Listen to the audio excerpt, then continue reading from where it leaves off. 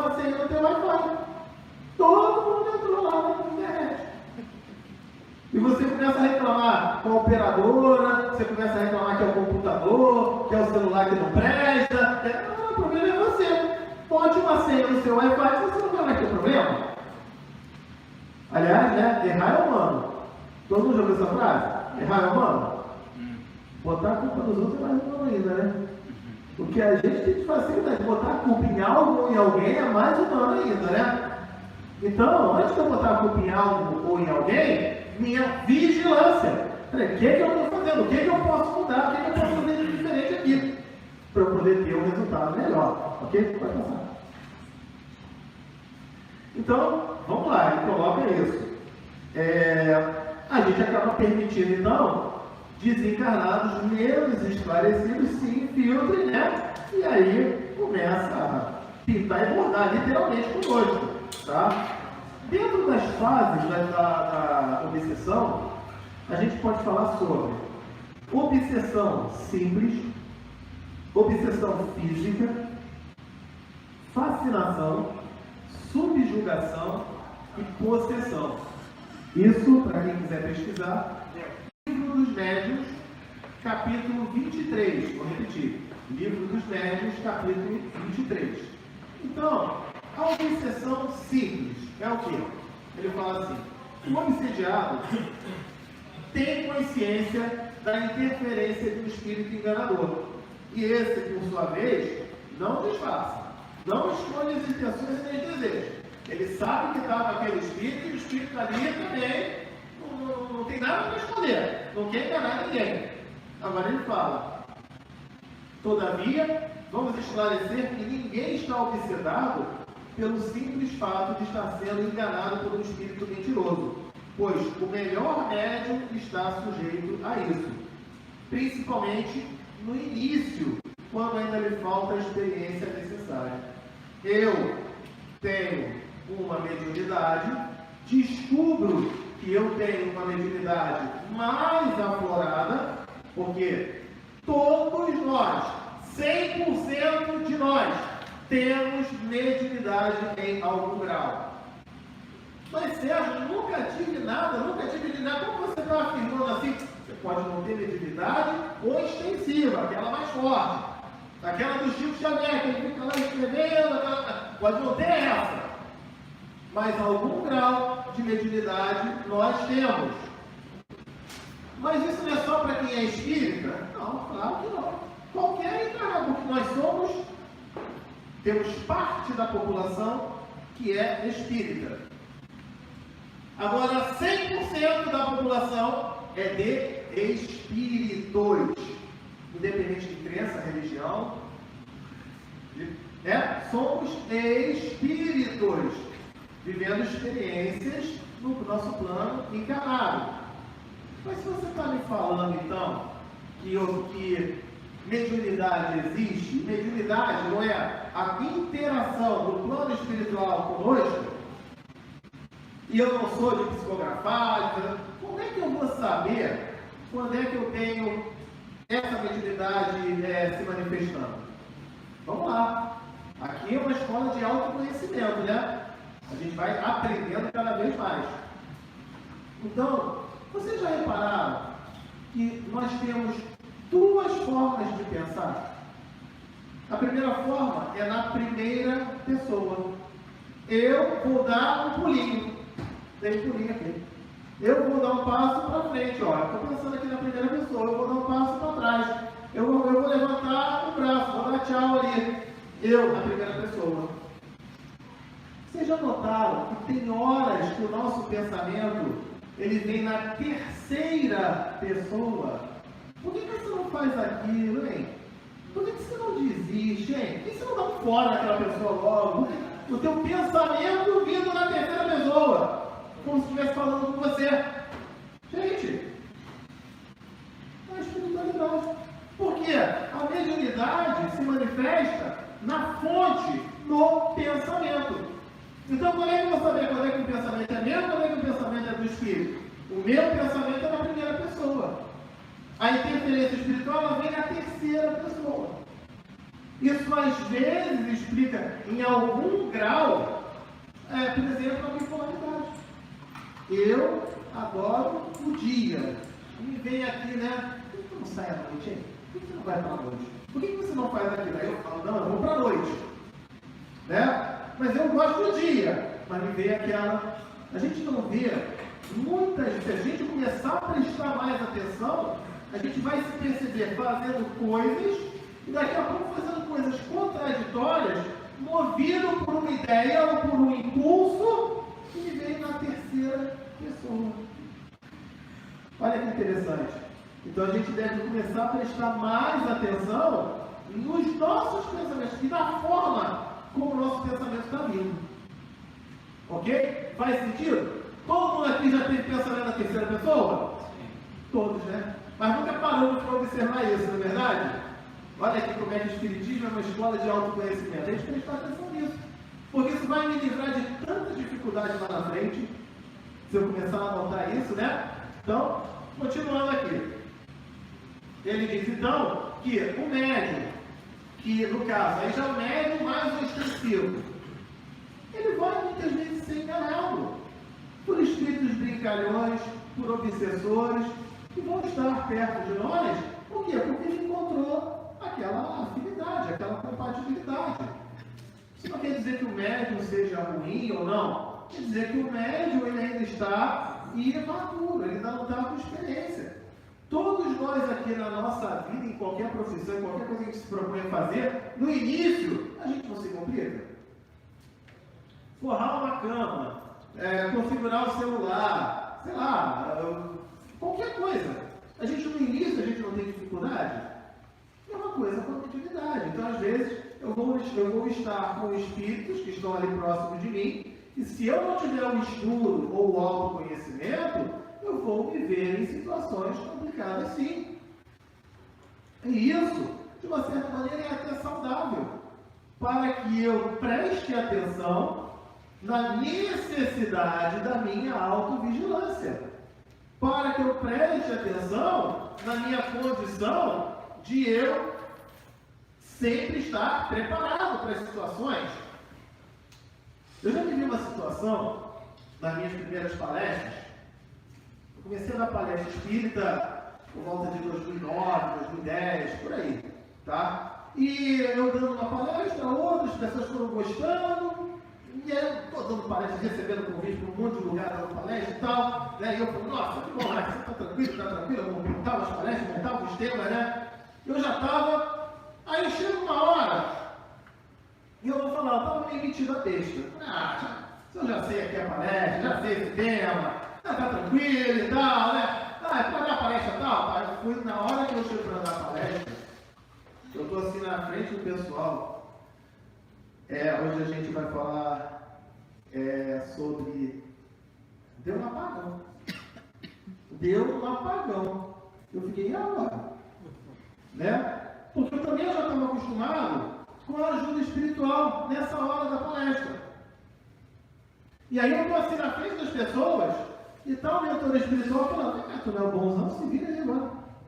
Vai lá, fala aí, tu não é bonzão? E eu aqui olhando para o pessoal, né? Eu olhando para o pessoal, cara aí, pô, e agora? Como é que é? Você quer a resposta porque você não estudou?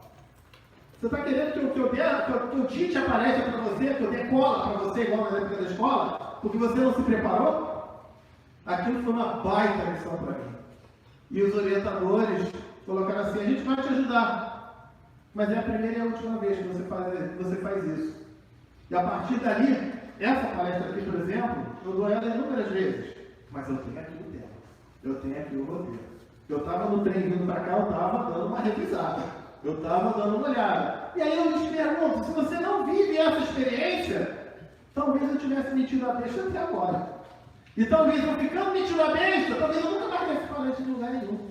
Ou alguém quer palestra de alguém que é metido a besta? Acho que não, né? Eu suponho que não. Né? E o metido a besta, às vezes, significa, sabe o quê? A gente não vem aqui para corrigir nossas imperfeições. Às vezes isso pode ser uma característica que eu já tivesse de vidas passadas, ou dessa vida. Então eu viver uma situação desagradável, ela muitas vezes serve para a nossa reforma íntima.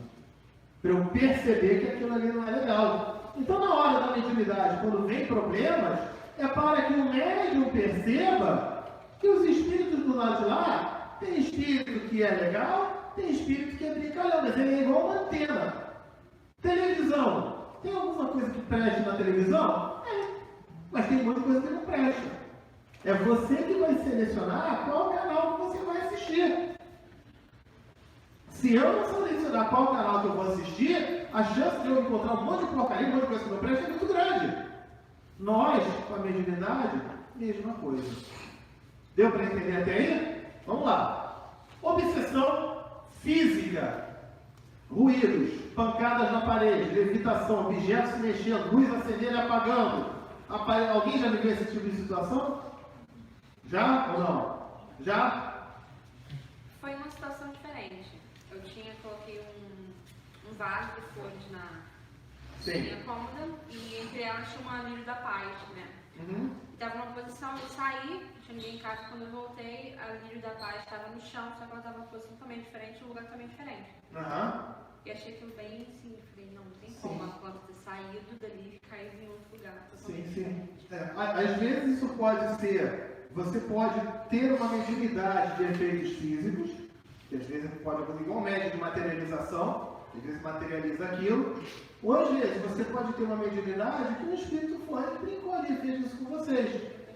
Eu já vivenciei uma situação, eu tinha 13 anos mais ou menos, assim, uma noite que os meus pais foram dormir fora, na época que a gente tinha LP, né? Eu via fita no toca-discos, do LP, né? Então, ou seja, não tinha nem CD, a gente acha que CD atrasado, né? Imagina um LP de vinil, aquilo tudo, né? E eu tinha 13 anos, e eu em casa, né? Tudo bem e tal, e aí eu tinha minha prateleira nessa altura aqui mais ou menos, cheia de LP, né? De discos, de vinil. Vocês já viram o disco voador? Eu já. Os meus discos começaram a voar. Veio um, veio outro, eles caíram tudo em pé e não quebraram. Eu olhei aquilo, eu falei, o quê? Eu saí correndo, liguei para o meu amigo que era vizinho, perguntei se eu podia dormir na casa do outro lá. Eu lá sabia o que era aquilo? Era uma obsessão. Era um espírito brincalhão que estava ali se divertindo. Comecei aproveitando a minha mediunidade de alguma maneira que permitia provocar aqueles efeitos. Então, às vezes, obsessões físicas. A gente tem o caso das irmãs Fox, né? Foi aqui nos Estados Unidos, das paredes, que tinha um espírito que tinha sido morto naquele local, e aí as paredes davam pancadas. Quem estiver do outro lado lá está pensando que é espírito, né? Enfim, que dava aquelas pancadas. E aí foram criando um código. Ó, uma batida é sim, duas batidas é não. E foram criando uma codificação ali para entender e viram que era um espírito que tinha morrido naquele local. Então isso mostra também que muita gente pensa que obsessão é só espírito inimigo, né? Não. Muitas vezes é o espírito que está perdido. É o espírito que não tem nem noção que desencarnou ainda. E ele está ali, procurando ajuda. Às vezes ele está mais desesperado, está sofrendo até mais do que a gente. Então, isso tira um determinado rótulo de que obsessão é sempre espírito inimigo. Não, não necessariamente. Ok? Outra obsessão. Essa é uma das mais difíceis, é a fascinação. Tem consequências muito graves. Por quê? A fascinação é a influência sutil, tá? Traiçoeira e quase imperceptível que espíritos vingativos exercem sobre o indivíduo. Trata-se de uma ilusão criada diretamente pelo espírito no pensamento do indivíduo e paralisa no indivíduo a sua capacidade de julgar. Você começa a fazer coisas sem parar para raciocinar naquilo que você está fazendo. Vem um espírito e fala assim, olha, eu sou São Judas Tadeu, eu sou Jesus, eu sou Paulo Apóstolo. Paulo Apóstolo, né? E o que você tem que fazer? Ó, você tem que andar agora de cueca pela rua, que isso vai mostrar a sua humildade, a sua... Aí ele vai de cueca pela rua. Aí ele vai preso, e ele fala, não, foi Paulo Apóstolo que vai. E agora pior ainda, agora interna. Interna por quê? olha a fascinação aí. Isso acontece não só com espíritos, não. Para quem assistir no Google, quem tiver no Google, quem estiver assistindo essa palestra pela internet, depois abre uma outra aba no Google e coloca assim: igreja manda fiéis comerem capim. Capim. Um pastor de alguma igreja dessa, ele colocou, né, a movida ali por uma fascinação, falando que o pessoal vai se demonstrar como humilde e como um servo de Jesus, aquela coisa, se ele tiver humildade até de comer capim. Sabe o que acontece? Vai todo mundo. Está um vídeo lá mostrando todo mundo comendo capim. Olha a fascinação. Sério? Diga. A fascinação pode ser também de espírito encarnado para outro, né? Sim. Vale lembrar que a obsessão, aí eu vou falar daqui a pouco do estilo de obsessão de encarnado para encarnado, ela é muito grande. Ela é muito grande, mais do que a gente possa imaginar. Entendeu? Por quê? A obsessão se dá por espíritos imperfeitos. Não é isso? E quem está encarnado aqui é espírito perfeito ou imperfeito? Então eu posso obsediar, posso até não ter a intenção de obsediar. Isso é uma outra história. Mas eu posso sim acabar sendo obsessor de alguém. Ou estar obsediando alguém. Ok? E uma outra situação disso é a subjugação. É o envolvimento que produz a paralisação da vontade da vítima, controlando-lhe a vontade. Então ele já entrou num caso também que ele já não tem mais nenhuma vontade própria. Ele vira um fantoche de tudo aquilo que ele está fazendo. Ele nem sabe o que está fazendo. Então acaba ocorrendo a subjugação. Muitas vezes essa subjugação leva a pessoa a atitudes incoerentes. Ele dá como exemplo aqui, o indivíduo no jantar, está no livro dos médicos, o indivíduo no jantar onde se reunia várias personalidades importantes, de repente é constrangido por uma força irresistível a cair de joelhos diante de uma jovem que não lhe interessava e pedi-la em casamento. Então ele está ali do nada e cai diante de alguém que nunca mais lhe pede em casamento. Olha a subjugação a que ponto que está. Ele está manifestando muito mais o sentimento e a vontade do espírito do que a dele. Então é um outro tipo de obsessão. E ele fala também sobre a possessão. Hoje em dia já não se usa mais o termo possessão por uma razão. O espírito não toma necessariamente posse.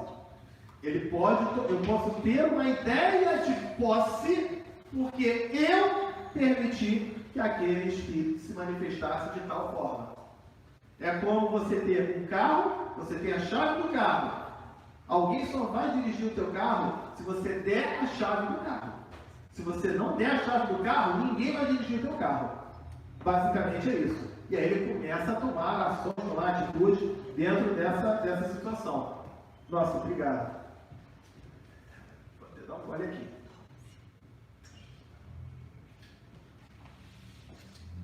Vamos lá então. Vem por aqui, passa na frente aqui. Pronto, passou aqui. Ninguém viu, ninguém mandou vocês fechar os olhos nesse momento, tá? Na verdade, não era o obsessor, muito pelo contrário, foi um espírito benfeitor que me trouxe um copo d'água, entendeu? Então foi bom demais, tá ótimo. Deu até disposição aqui, vamos lá, vamos continuar aqui. Então pronto, ninguém notou, ninguém percebeu. Claro que ninguém notou. Então, vamos lá isso aqui. Tipos de obsessão. Desencarnado para encarnado. Todo mundo vem na casa espírita procurando isso, né? Resolver isso, né? Não tem desencarnado. Olha, eu não sei quem me falou, que jogou lá um búzio, jogou lá um negócio, tem uma paz. Ela falou que tem um obsessor aqui comigo. E tem um obsessor me acompanhando. Aí procura a casa espírita, né? Porque tem um obsessor. Desencarnado para encarnado. Então o que acontece? Muitas vezes a pessoa, aquele espírito desejando mal. Né? O espírito que está perturbando, que está desejando mal. E sabe quando é que esse obsessor ele mais se fortalece? Quando eu retribuo para ele o mesmo sentimento. Tem um inimigo de vidas passadas. Eu noto que tem uma presença e que ele está me desejando mal. E aí eu começo, né? Eu acho que atendimento fraterno aqui não deve ser novidade. Às vezes alguma pessoa chegar e falar, eu tenho um obsessor e eu quero que esse desgraçado varreiro for no inferno para não ser gato. Começa, sabe o que ele está fazendo? Ele está dando força para aquele espírito, porque ele está vibrando no sentimento do ódio. Então aquele espírito, ele vai se fortalecer mais ainda diante disso. Eu preciso trabalhar o quê? O sentimento de que ele receba ajuda, auxílio, amparo, orientação, esclarecimento e que siga o seu caminho. Se você já conseguir trabalhar essa vibração, a energia, a força da conexão entre esse espírito e você, ela já vai reduzir bastante. Eu já contei aqui, eu vou contar de novo bem rápido, o obsessor do Chico Xavier. Chico Xavier tinha um obsessor e um dia ele estava trabalhando e o obsessor fala, Chico, eu não aguento mais, eu estou indo embora. E aí o Chico fala, mas o que houve? O que houve, meu irmão? O negócio é o seguinte, eu estou aqui para te obsediar, te perturbar, ficar te obsediando, te perturbando, e você ainda com esse negócio de amor, perdão, fé, caridade, é outra coisa, não aguento mais. O obsessor estava frustrado com o Chico Xavier, ele não conseguia obsediar o Chico Xavier. Cá entre nós, no meu grau de inferioridade, não sei vocês, mas vocês são mais evoluídos que eu. Mas eu diria, acho que ninguém faria isso, mas eu diria assim, some, vai embora, cai fora, desaparece, ótimo! Eu sei que vocês não fariam isso, mas eu farei. Vocês sabem o que o Chico Xavier fala? Meu irmão, por favor, você é muito importante para mim, não se vá, por favor, fique! O obsessor surtou e dá por cima debochado. Está aqui e está indo para ficar. Como é que eu sou importante para você? Aí o Chico diz, porque todo dia que eu acordo indisposto, impaciente, irritado, eu sei que é você que está por perto. E aí então nesse dia eu arranjo disposição em dobro. Eu trabalho a minha calma em dobro. Eu trabalho a minha motivação em dobro. Olha aí então a solução para a desobsessão. Ele tira a energia do obsessor. Domingo, casa espírita, estou com a preguiça. É nesse dia que o obsessor está perto. É nesse dia que você mais deve vir aqui. Você deve mais procurar o céu. Hora do evangelho no lar. Não acontece quando quebra o copo, toca a campainha, aparece o vizinho, toca o telefone, vai acontecer um monte de coisa. O gato deita em cima do evangelho. O gato deita em cima do evangelho, tudo. Eu sei que é o espírito que está ali. É nessa hora que eu vou fazer. Então, um tipo de obsessão. O desencarnado para o encarnado. Dentro desse tipo de obsessão, eu vou contar uma para vocês, que essa, para as casas espíritas, é a mais difícil de se fazer no tratamento espiritual.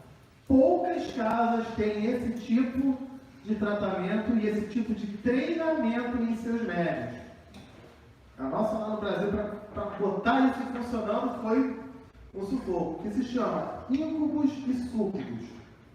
Vocês conhecem por acaso alguma pessoa aqui na Terra que às vezes tem um casamento, conheceu um namorado, ficou no dia do casamento, troço desanda.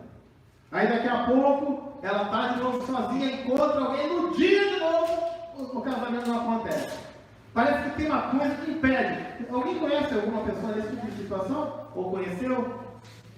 Muitas vezes, o que ocorre?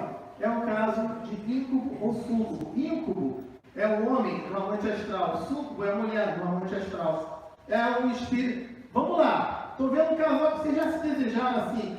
Eu vou te amar eternamente. Né? Eu também vou estar com um amor eterno.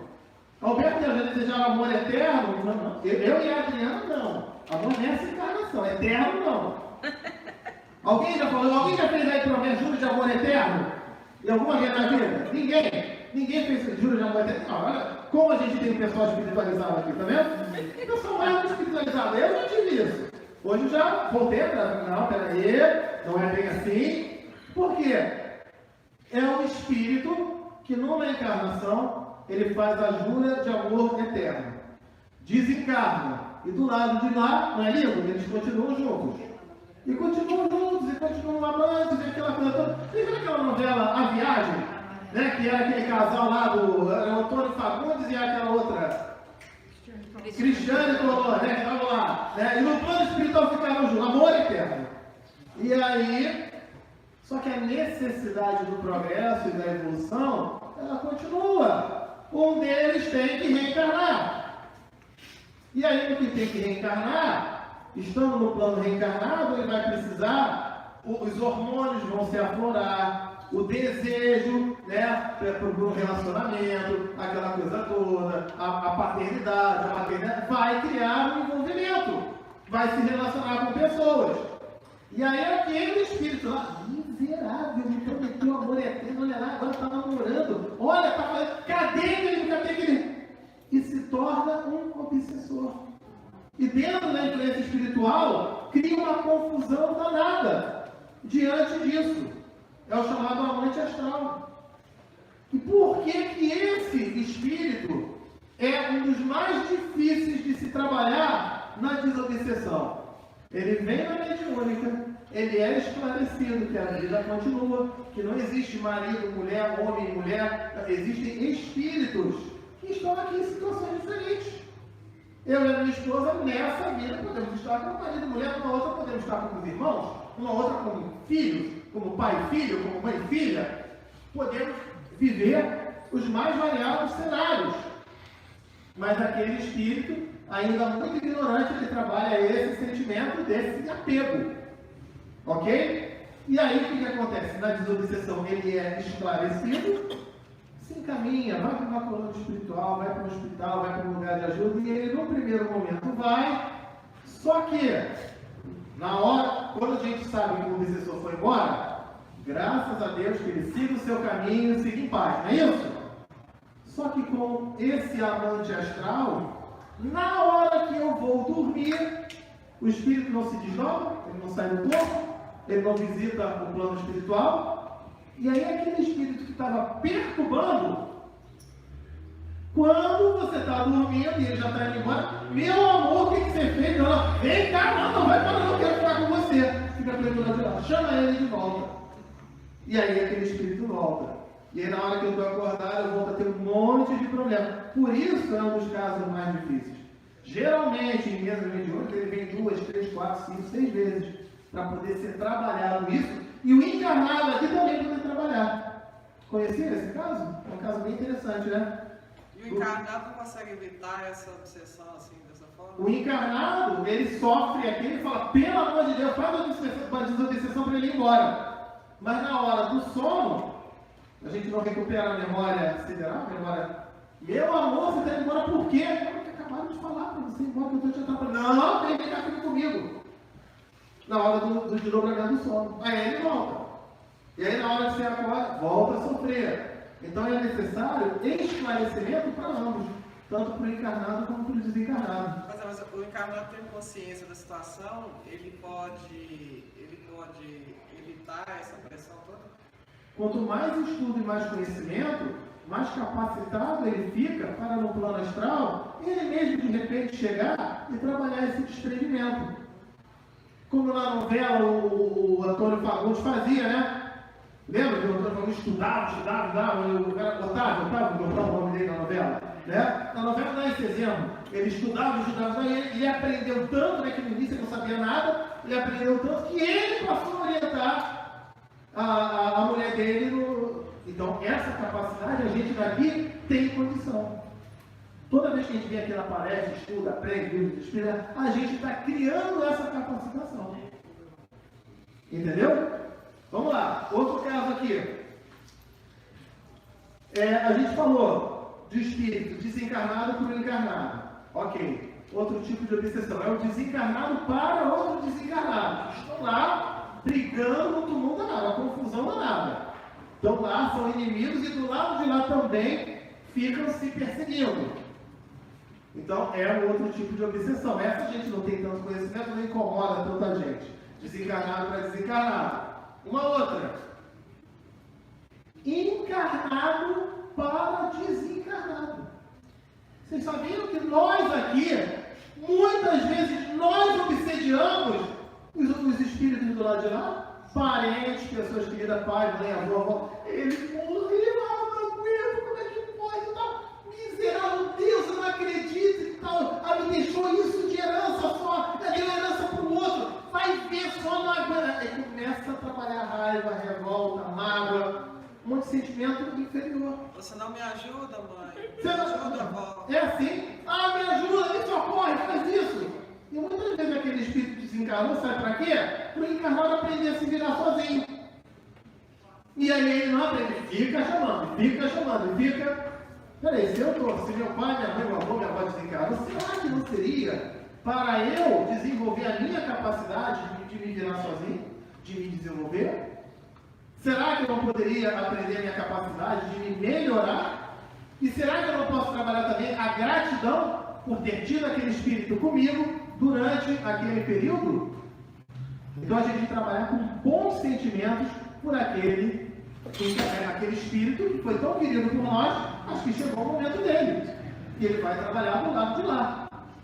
Então o encarnado para o desencarnado é motivo de obsessão.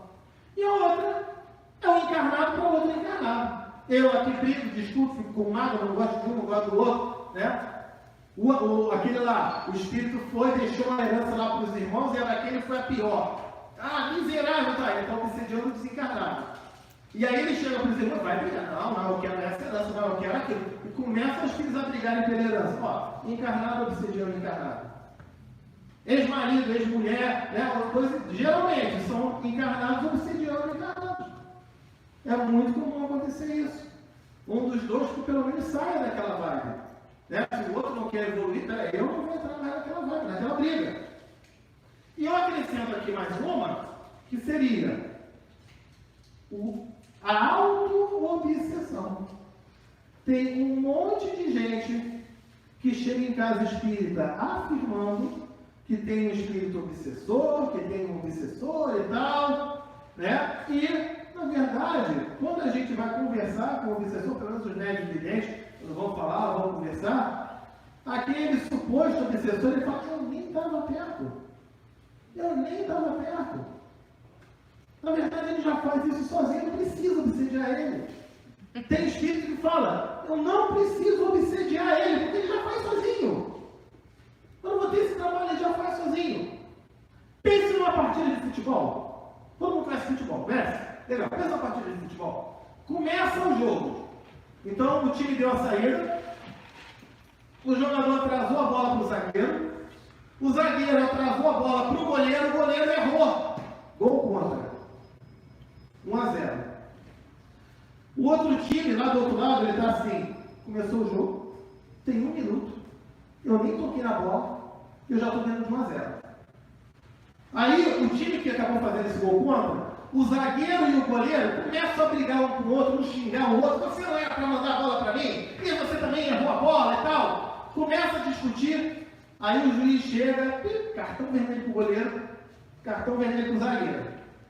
Aí o outro time está assim, já tem 5 minutos de jogo, eu não toquei na bola, o outro, já estou dentro de 1-0, e o outro time está com 2 jogadores a menos. O que o outro time está fazendo? Nada. Ele não está obsediando nada. O próprio time que está fazendo esse gol contra, brigando, já está se auto-obsediando. Ele já está se auto-obsediando. Quantas vezes alguém fala, a gente tem às vezes um comportamento, eu com algumas pessoas, outro dia estava falando, isso foi no ano passado, eu estava comentando, um paciente fazendo terapia, uma coisa rotineira de terapia, que eu vou anotar a data, e aí eu anotei assim, 1º de novembro, né? Já estamos agora, só faltam 2 meses para acabar o mês. É terrível! É terrível porque é 1º de novembro, mas qual é a diferença para 1º de julho, 5 de janeiro, 3 de fevereiro? Ele já tinha a tendência de só que você falar a data, ele já encontrar um motivo para ser terrível. E qualquer que fosse a data, não era só 1º de novembro não, 5 de fevereiro, 9 de abril, quando eu falava assim, já estamos agora em abril, hein? Não é terrível? Ele já se auto-obsedia. Por que ele não pode trabalhar? Que bom, que legal. Trabalhar de enxergar o ponto positivo. Obsessão não é padrão vibratório? Quanto maior for o meu padrão vibratório, melhor eu vou ficar e melhor eu vou combater a obsessão. Quanto menor for o meu padrão vibratório, mais campo eu dou para aqueles espíritos. E às vezes eu dou tanto campo, que falando assim, o espírito fica cansado. Ele fala, não tem graça você de aplicada. Não tem graça, ele já faz o serviço sozinho. É importante a gente entender isso, né? Trabalhar esse padrão vibratório.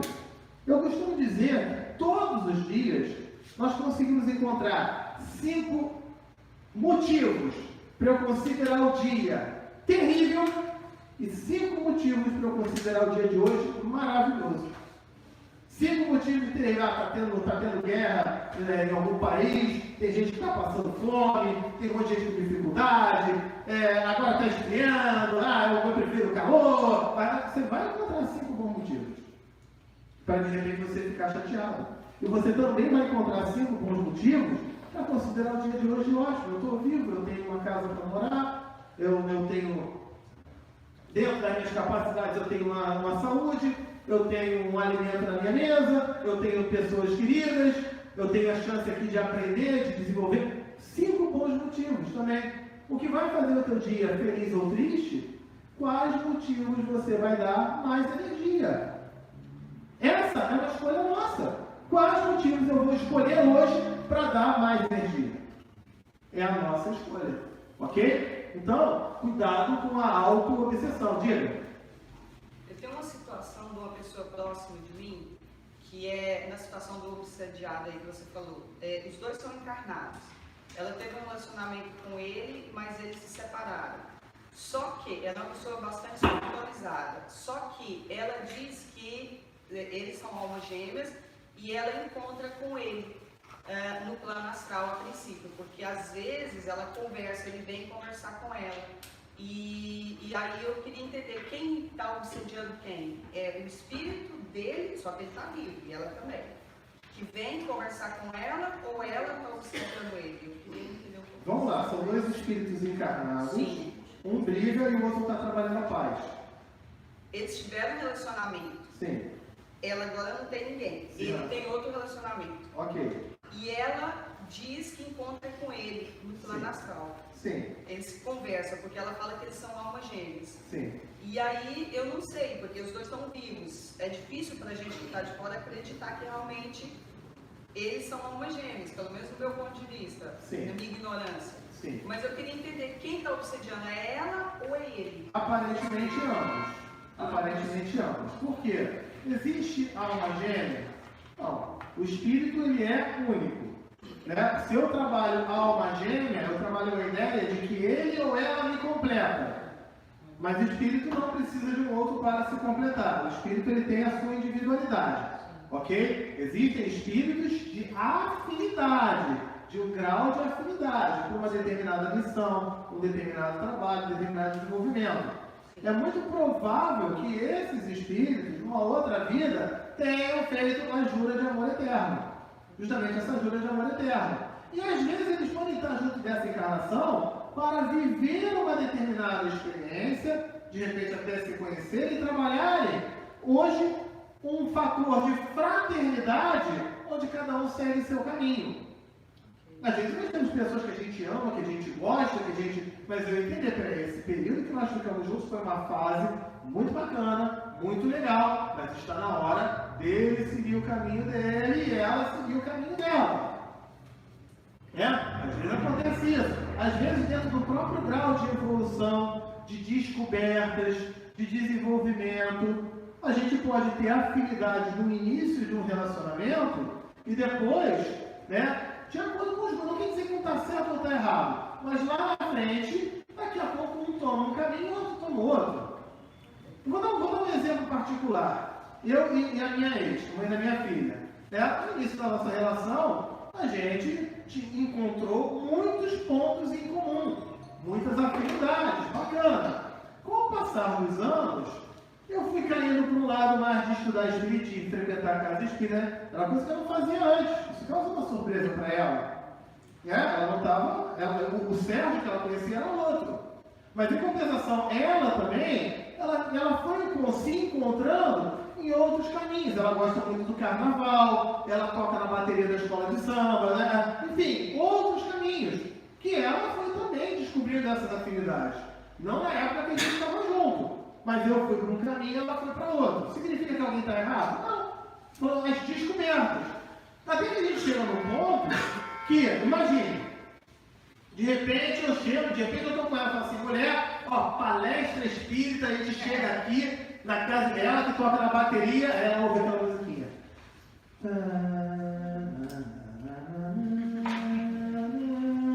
Ela que toca na bateria, ela vai se sentir como?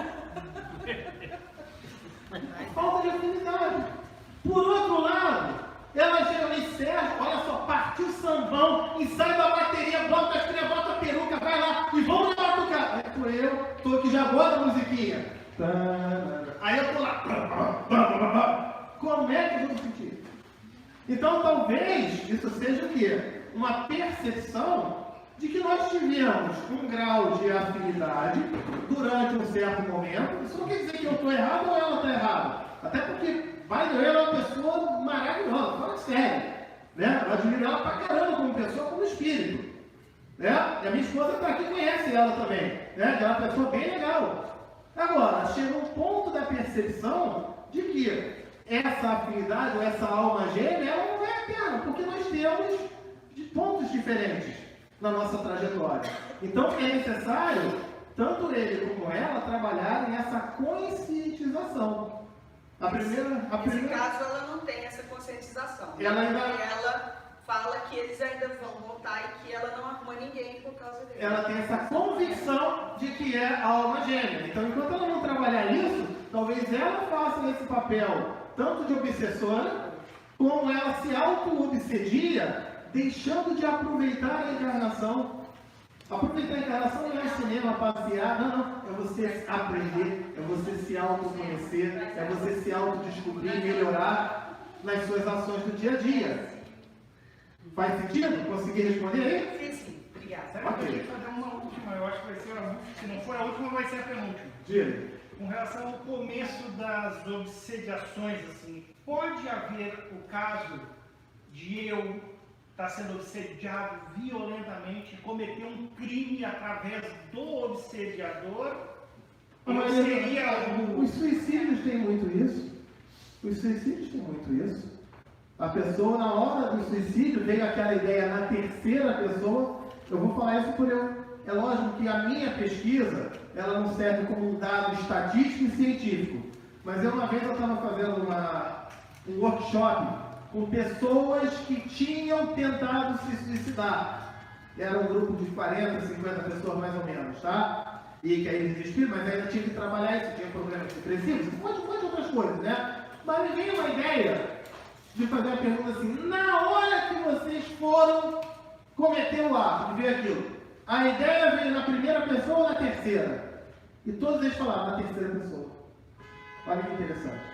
Pode levar a pessoa a cometer um suicídio, cometer um crime, cometer um monte de coisa, só que aí a culpa é do espírito. Essa é a questão. A culpa é minha, porque eu tenho a senha do meu Wi-Fi. Lembra do Wi-Fi na tua casa?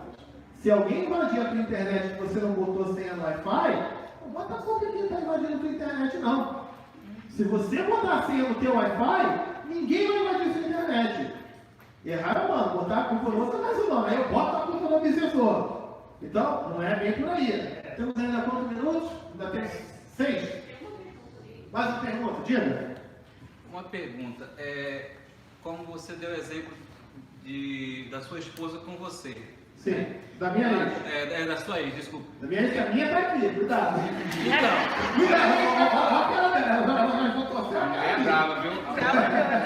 Então, o que eu percebi rapidamente os dois gostam da mesma coisa. Sim.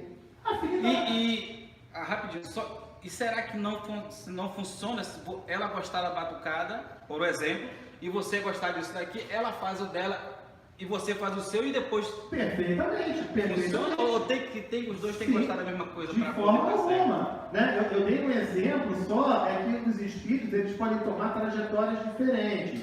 Agora, também os espíritos, mesmo com personalidades e gostos diferentes, eles podem encontrar pontos em comum, né? Olha, quando for tua batucada, vai você sozinha para tua batucada, e quando for eu para casa espírita, eu vou sozinho para a palestra. Bacana! E de repente, em outros aspectos, a gente pode ter muita afinidade. É perfeito isso. É a gente respeitar a individualidade de cada um. Agora, o que complica é, eu gosto da batucada, tu vai comigo. Tu vai comigo de qualquer jeito. Tu tem que ir. Se tu não for, eu quero ficar com você. Aí, ou vice-versa. Né? Aí o negócio complica. Então, até que ponto a gente consegue trabalhar, a gente chama de amor, mas na verdade é uma paixão e é o nosso ego. Eu amo tanto ele, eu amo tanto, que eu quero ele pra mim, garrafa aqui, vai ficar do meu lado. Só falta botar ele num potinho aqui nessa garrafa e ele vai comigo. E eu acho que eu estou proporcionando felicidade e eu quero que você seja feliz aprisionado aqui nessa garrafa. Nem gênio da lâmpada é feliz aprisionado na garrafa, né? A gente vê esses episódios aí, né? Então, aí cria um apego. Ou será que o amor é, eu amo tanto ele, eu amo tanto ela, que eu quero que ele seja feliz. Comigo ou semigo, vamos dizer assim. Comigo ou semigo. Eu vou fazer de tudo para que ele seja comigo. Mas se eu entender que vai ser melhor para ele, vai se desenvolver melhor ficar semigo, que vai e seja feliz. Quantos pais precisam trabalhar? Estamos aqui nos Estados Unidos. Quantos de nós viemos para cá, para a América, e os nossos pais ficaram no Brasil, e foi um exercício, para alguns ainda é um exercício, trabalhar essas questões de apego? Mas é melhor para mim, eu estou mais feliz aqui, eu tenho mais oportunidade, eu me dei... Não, tinha que ficar comigo.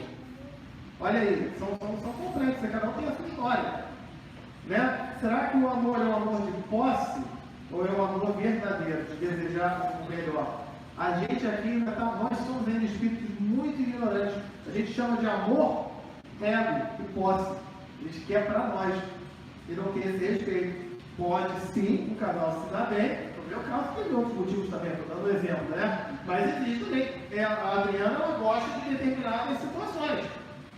Gastronomia é com ela mesma. Chama ela para o churrasco, é com ela mesma. Quando eu sou convidado, eu decepciono. Eu como o arroz, o feijão e o ovo. Mas eu não pego o ovo, acabou. Eu não sou de comer muito, decepciono. Uma vez, um amigo nosso, o Roberto está até acompanhando essa palestra lá no Rio de Janeiro, né? Ele é um chefe francês. Ele é francês, é um chefe francês, gente boa demais. Fabrício, se estiver acompanhando, um abração para você. Ele foi preparar aquele prato. A Adriana está envergonhada aqui. A Adriana está sem graça. Né? Ele queria preparar aquela comida maravilhosa, que ele é um cara fora de série. Mas ele ficou meio frustrado comigo, porque eu como um arroz e um ovo. E aí, como é que fica? Então a gente entender, né, o tempo de cada um. Ele é um cara espiritualizado, é um cara evoluído, a esposa dele também entenderam. E ali ficou tudo bem. Então a gente mantém a nossa amizade até hoje. Mas vocês sabiam que já tive casa espírita que não me chamou de volta, porque prepararam um baita churrasco depois da... Eu falei, eu sou vegetariano. Não, mas hoje você vai abrir. Não vou abrir, pessoal. Eu sou vegetariano. Não, mas... Desculpa. Me chama para a palestra, não me chama para o churrasco. Né? É a situação de cada... Quantos de nós conseguimos entender o tempo de cada um e o momento de cada um? Eu quero que o Roberto me entenda do meu jeito, no meu modo e na situação que eu estou agora. Mas será que eu entendo a dele? Será que eu consigo entender a dele? Isso é reforma íntima. E aí, na hora que ele não entende meu tempo, eu não entendo dele, eu falo, miserável. Vai ver só, não, tu tá aprovando, estou de olho aqui que eu me torno obsessão dele. Quantas obsessões gratuitas acontecem conosco aqui no plano encarnado? Eu vou procurar aquelas espíritas falando de espírito e tal. Não precisa, já estou trabalhando aqui nessa parte. Só para finalizar aqui, tratamento espiritual. Quem vem buscar tratamento espiritual no Seara? Geralmente ele fala de obsessor, de obsessão, aquela coisa toda. A primeira questão que eu tenho para trabalhar com os senhores existe espírito obsessor? No atendimento fraterno, suponho que a Débora receba todo dia alguém falando que não sei quem falou que tinha obsessor e que ela tem certeza que tem um espírito obsessor. E eu suponho que a Débora talvez ela diga assim, mas quantas pessoas já lhe disseram sobre os espíritos benfeitores que estão ao seu lado? A começar pelo seu anjo da guarda, que todos nós temos, que está 24 horas vibrando, nos amparando, que tem uma energia 1000 vezes maior do que a do obsessor. Mas sabe por quê? Eu não enxergo. Eu só quero olhar para o obsessor. Então a primeira questão é essa. A segunda é o tratamento espiritual. Um monte de gente quer ir para a mediúnica, quer ir para a desobsessão, aquela coisa toda. Onde esquece que esta palestra aqui e todas as outras do Seara, aqui tem o quê? Umas 60 pessoas, 50 pessoas, não sei. 50 ou 60 encarnados. Porque sabe quantos desencarnados tem aqui? Muito mais. Porque esses espíritos, que de repente são obsessores, estão aqui também assistindo a palestra, acompanhando aqui. Onde, a cada semana que você assiste a palestra, você acha, que coisa chata, está sendo feito tratamento com esse obsessor. Para que, na hora da mesa mediúnica, ele esteja em condições, falando assim, o médium da mesa mediúnica, aí ele fica na cara do gol.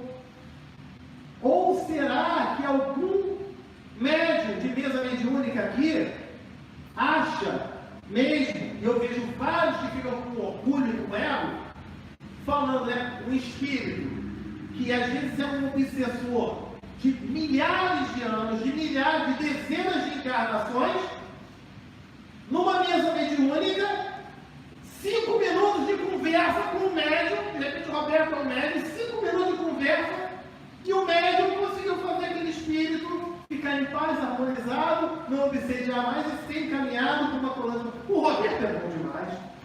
Em 5 minutos, um espírito que está há centenas de anos, inimigo desse tempo todo, em 5 minutos, Roberto, vamos montar um negócio, você vai vender qualquer coisa desse mundo, porque o cara tem um poder extraordinário.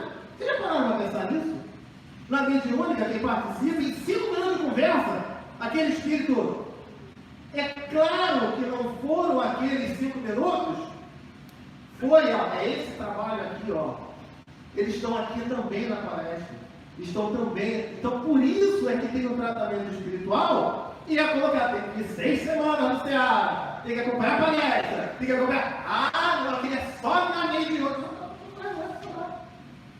E uma outra coisa é que, se aquele espírito ele for encaminhado, porque a palestra não nos traz reforma íntima, tivemos a nossa terapia da reencarnação ainda há pouco, para o autoconhecimento. Trabalhamos as doenças, e aí eu fui falando, as causas emocionais. Acho que quase todo mundo se identificou, Foi um baita autoconhecimento. Lá em nosso lar, quando poderia imaginar que raiva, mágoa, ódio faria parte de um diagnóstico? E eu acho que praticamente todo mundo se identificou. Caramba, eu tenho esse sentimento, eu tenho aquele. E aí eu vou trabalhar a minha reforma íntima. Então, quando tem uma desobsessão, eu não participo das palestras, não trabalho o autoconhecimento e a minha mudança de atitude, eu vou estar continuando no mesmo padrão vibratório de sempre. A mediúnica vai fazer a desobsessão, aquele espírito vai ser encaminhado, e por eu continuar com o mesmo sentimento de mágoa, de raiva, de irritação, eu vou atrair um outro obsessor igualzinho ao que estava antes. Só muda o social do obsessor, só muda isso. Eu atraio um outro igualzinho, eu preciso trabalhar a minha mudança de pensamento, sentimento e atitude. Faz sentido para os senhores dessa maneira? Então é essa a reflexão que a gente tem aqui então para esse estudo de hoje. Tá ok? Alguém teria mais alguma pergunta? Podemos finalizar? Perguntas, comentários? Já passei a hora, Já passei. Então, Então é isso, pessoal. Mais uma vez, muito obrigado a todos. Fiquem com Deus. Mês que vem, primeiro domingo do mês, 10 horas, terapia da reencarnação, aqui. E às 11 horas, no primeiro domingo do mês, aqui comigo. E acompanhe também todos os outros dias dos trabalhos do SEAD. Tá? Muita luz, muita paz. Fiquem com Deus.